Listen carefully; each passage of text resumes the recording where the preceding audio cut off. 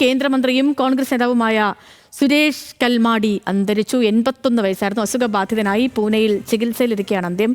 ശരത് ലാൽ വിവരങ്ങളുമായി ഡൽഹിയിൽ നിന്ന് ചേരുന്നു. ശരത്ത്, വിവരങ്ങൾ പറയും.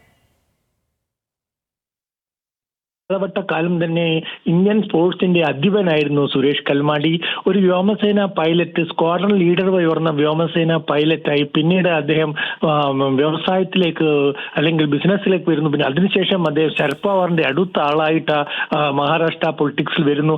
ഇതിനിടെ ശരത് പവാർ കോൺഗ്രസ് വിട്ടപ്പോൾ അദ്ദേഹം BJP-യിലെത്തുകയും BJP-യുടെ രാജ്യസഭ അംഗമാവുകയും ചെയ്തു. കാരണം പ്രമോദ് മഹാജനോടൊപ്പമുള്ള BJP നേതാക്കൾ അടുത്ത ബന്ധമാണ് അദ്ദേഹത്തിന് BJP-യുടെ രാജ്യസഭ സീറ്റ് മഹാരാഷ്ട്രയിൽ ലഭിക്കാനിടയായത്. പിന്നീട് തുടർന്ന് ശരത് പവാർ തിരിച്ച് NCP ഉണ്ടായപ്പോൾ ശരത് പവാറിന്റെ അടുത്ത് തിരിച്ചു പോവുകയും 2 തവണ പൂനെയിൽ നിന്ന് ലോകസഭ അംഗമാക്കുകയും ചെയ്തു.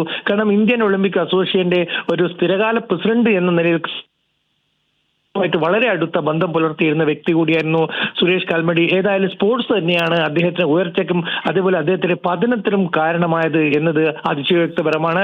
കോമൺവെൽത്ത് ഗെയിംസിന്റെ CAG കണ്ടെത്തിയ അഴിമതി ആരോപണത്തെ തുടർന്ന് അദ്ദേഹത്തിനെ കോൺഗ്രസ് സസ്പെൻഡ് ചെയ്യും, പുറത്താക്കുകയും ചെയ്തു. പിന്നീട് അദ്ദേഹം സജീവ രാഷ്ട്രീയത്തിൽ നിന്ന് പുറകോട്ട് പോയി.